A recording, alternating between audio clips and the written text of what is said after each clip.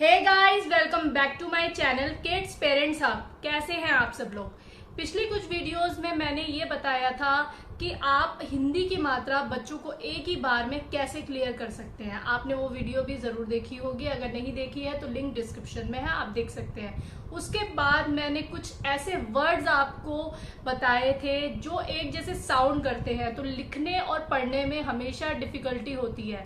तो उन दोनों वर्ड्स के बीच में आपको कैसे अंतर पता होना चाहिए कि कहाँ आपको किस वर्ड को यूज करना है। तो इसी तरह की कुछ वीडियो मैंने इससे पहले भी बनाई थी, जिसमें मैंने श से शलगम और श से क्षत्रिय के बीच जो डिफरेंस होता है, लिखने और पढ़ने में जो कंफ्यूजन होती है, वो आपकी कैसे दूर हो, उसके लिए भी मैंने वीडियो बना रखी है।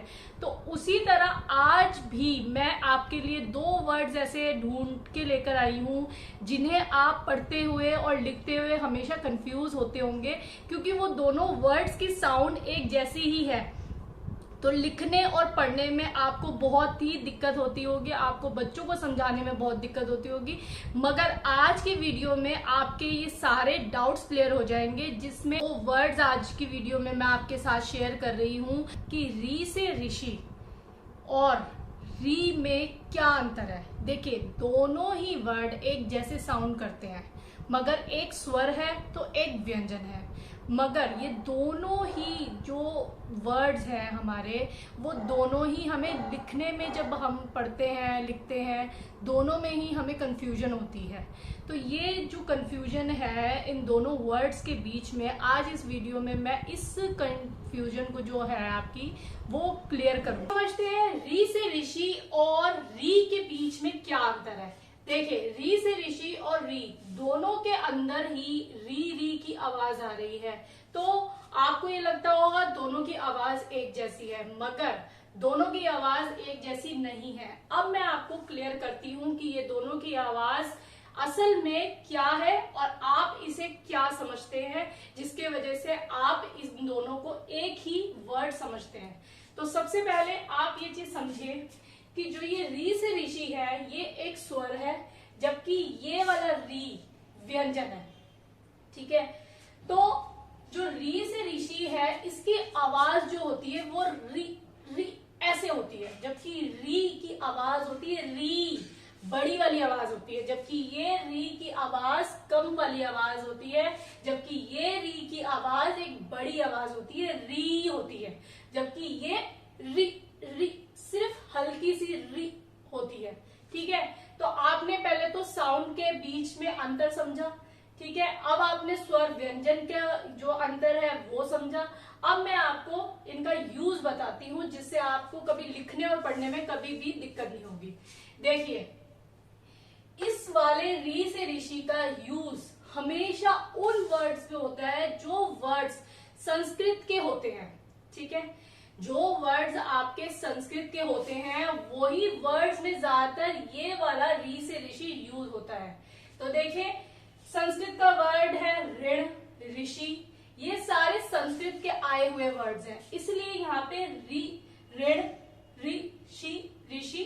ठीक है, उसी तरह मृग, मृग, मृग, म के नीचे ये जो र लगा हुआ है, ये यही वाला री से ऋषि है, जो म के नीचे कम वाले री को रिप्रेजेंट कर रहा है, और ये संस्कृत का ही वर्ड है, इसलिए मृग, ये वाला री से ऋषि हमने यहाँ पे लगाया हुआ है।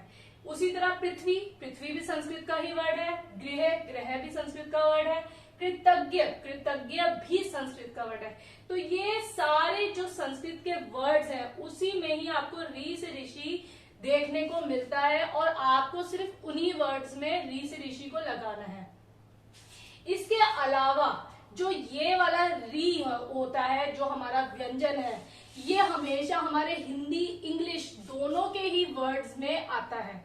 अगर आप कोई इंग्लिश का वर्ड हिंदी में लिखते हैं या फिर हिंदी का ही वर्ड हिंदी में लिखते हैं, तो आप ये वाले री का यूज करेंगे। देखिए, इंग्लिश में आप रिमोट बोलते हैं, इंग्लिश में रिमोट, जिससे आप टीवी चलाते हैं, रिमोट, उस रिमोट को आप रिमोट लिखते हैं, ना कि आप ये वाला अगर आप ये सोचते हैं कि आप ये लिखेंगे तो ये आपका बिल्कुल गलत है, ये आपका सही है। उसी तरह रिबन, रिबन भी इंग्लिश का ही वर्ड है, जिसको हमने हिंदी में लिखा हुआ है।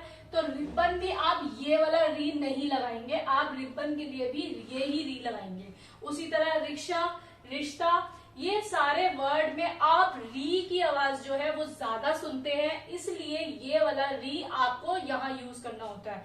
तो उसी तरह जब आप हिंदी के या इंग्लिश के वर्ड यूज करते हैं तो ज्यादातर वर्ड्स में आपको यही वाला री यूज करना होता है। इसके अलावा अगर आपको संस्कृत के वर्ड यूज करने हैं तो ज्यादातर आपको ये वाला री यूज करना होगा। ये री है जबकि ये री है, बड़ा वाला व्यंजन है, जबकि ये री स्वर है।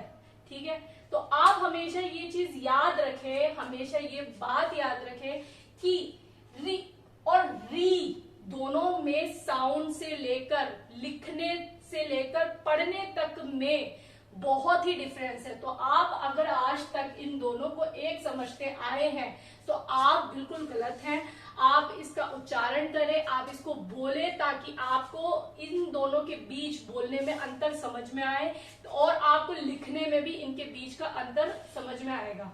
तो देखिए, जितने भी संस्कृत के वर्ड्स होते हैं उसमें आप ये वाला री को यूज करते हैं, जबकि हिंदी के वर्ड्स और इंग्लिश के वर्ड जो आपने लिखे होते हैं उनमें आप री का यूज करते हैं।